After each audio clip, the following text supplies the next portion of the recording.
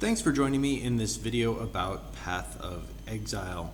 And we're right in the beginning of the spoiler season for 3.10, the Delirium League, which is enormous hype and excitement, but we're still pretty vague on what the specific skills will be doing. So a lot of people are going to be saying, well, we have to wait for the patch notes, but where's the fun in that? And I wanted to highlight in this video some indirect buffs which I think will take Animate Weapon from a terrible garbage skill that it has largely been for the past several years and possibly make it one of the top contenders in version 3.10.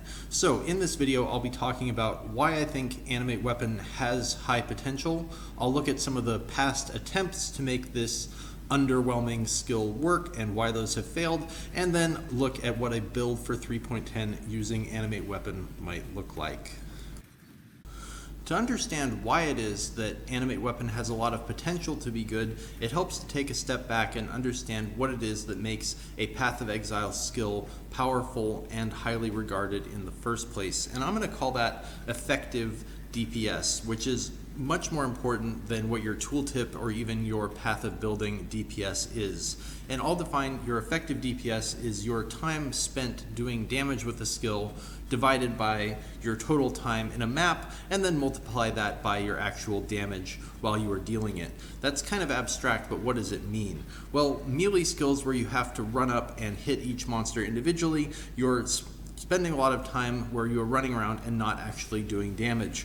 Compare that to a couple of the really broken and overpowered skills that have dominated previous leagues. So back a couple of years ago, Vol's Spark was ridiculously powerful, and that was because you could cast it once and then run around, and while you were moving it was casting sparks and killing everything in the map. More recently, before it was nerfed, Winter Orb had the same sort of effect where you would charge it up a little bit and then you could be moving, and at the same time your Winter Orb would be doing lots of damage to the enemies around you. And this is also why Cyclone has consistently been the best of the melee skills, because you can do damage while moving at the same time. What makes minion skills so powerful is they have a very high potential effective DPS, because once you've cast your minion, you don't really have to cast them again until they expire in the case of skeletons or summon raging spirits, or if they ever die in the case of specters or raised zombies. The power of minions is kept down just because they've historically had pretty crappy pathfinding and other bad quality of life features, and it's bad quality of life which has kept down Animated Weapon when it otherwise has all the attributes you would expect from an extremely powerful skill. Animate Weapon has a couple of things going for it. The first and most obvious is the very high duration. Compared to something like Summon Raging Spirit, which just lasts a few seconds, the animated weapons last for a whopping 37.5 seconds, and you can very easily increase that to close to a minute just with a small investment on the skill tree. That means your time spent casting versus the time spent of your minions doing damage is a pretty good ratio. Beyond that, the animated weapons have flying, just like Summoned Raging Spirits, so terrain does not interfere with their pathing, so they're pretty efficient at getting from one pack to the next, which is another big strike in their favor. The big downside of Animate Weapon is you actually have to click on each weapon on the ground individually in order to summon them up. And until you've actually attempted this, you don't realize how incredibly annoying that is to do. For one, you have to change your loot filter to actually show all the non-magic weapons which will be dropping, and then you have to click on them individually one at a time in order to summon up your weapons. In my experience doing this, it's frustrating after just doing it for a few minutes, and I think would be totally insufferable if you had to do it all the time on your build. So the problem of Animate Weapon is twofold. First, that we may not find enough weapons to animate, and second, even if we do, we have to click on each of them individually in order to keep our mob of weapons growing. And there have been a couple of different ways that players have tried to resolve this in previous leagues. I'm showing a video from Wolfio back in the Harbinger League where he was using a cast when channeling setup to apply his animated weapons, and he gave this build a pretty mixed review because while it was powerful when it got going, it was a bit unreliable in finding enough weapons, and also not being able to select which ones you animated was a pretty big quality of life loss.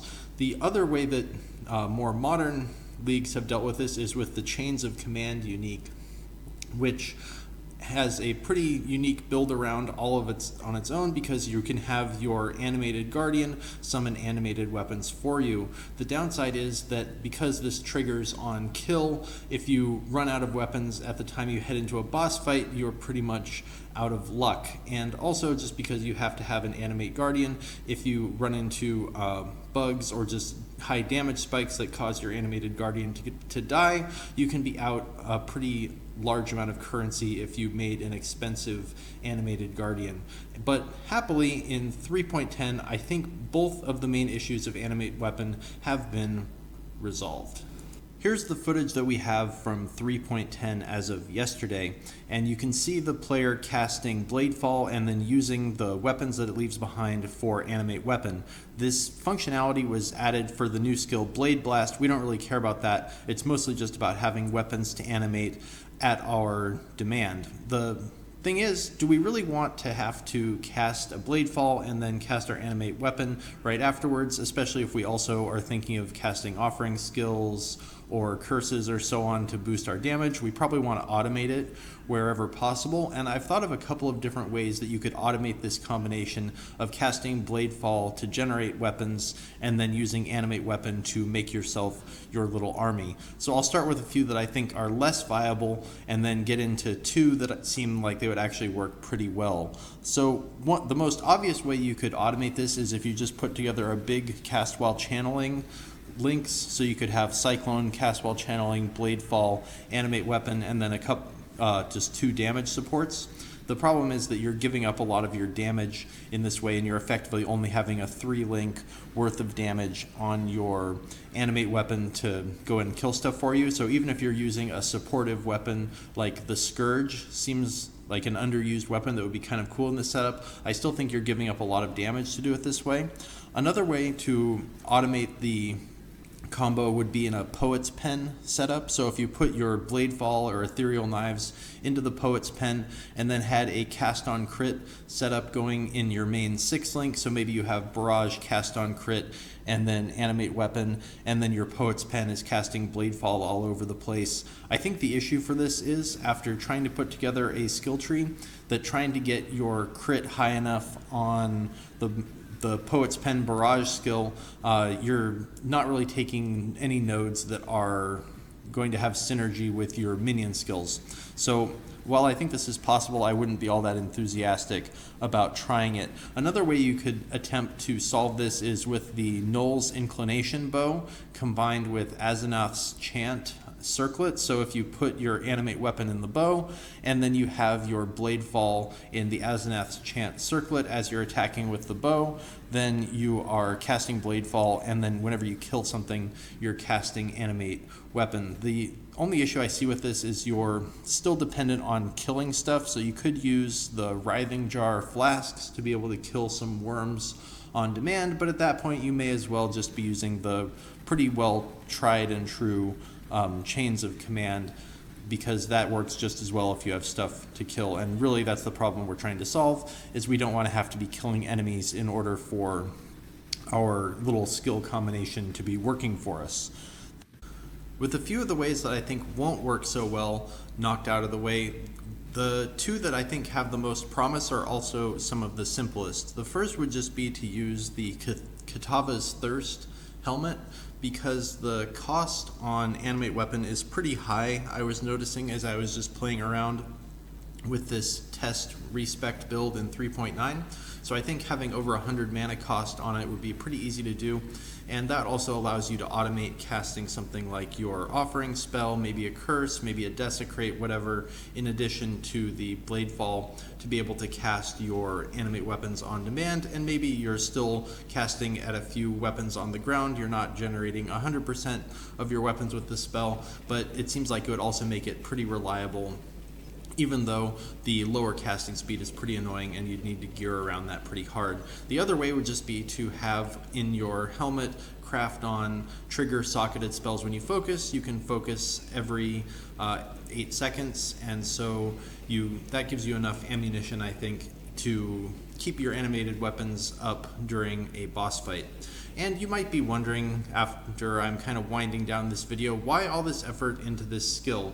Well, the reason I started playing around more with all the ways to get over some of the quality of life issues with Animate Weapon is just looking at it in Path of Building with no gear equipped whatsoever and a pretty minimalistic skill tree in the mid 80s. I'm seeing 3.5 million Shaper DPS if it were possible to keep up 50 animated weapons, which is pretty ridiculous. And if it were possible to get some better gear on top of that, I think the damage output as well as the clear speed on this could be kind of insane. So the main thing that's holding Animate Weapon back right now is just how clunky it is to use, and having Bladefall and Ethereal Knives and so on create Animate Weapon ammunition for you is a big step toward making this skill a lot better. And I would not be surprised if later in the patch notes we actually see a nerf to the damage values on Animate Weapon. I'm just speculating now, and we'll know in a couple of weeks. But if you do see those nerfs, I think it's a good sign, in fact, for the skill, because it indicates that the grinding gear team has found something really busted that you could be doing with Animate Weapon, and they don't want it to take over the meta. So maybe this is a crazy prediction, but I think it's possible that once people figure out the right setup to get this Animate Weapon interaction going, I think it could be borderline busted for 3.10 because the damage potential is certainly there. So I'd be curious to hear your thoughts on ways to overcome the Animate Weapon problems, which maybe I haven't thought of. I haven't put a whole lot of Path of Exile content on my channel, but if you're liking this sort of stuff, leave me some comments or hit subscribe, and I'll see you in the next video.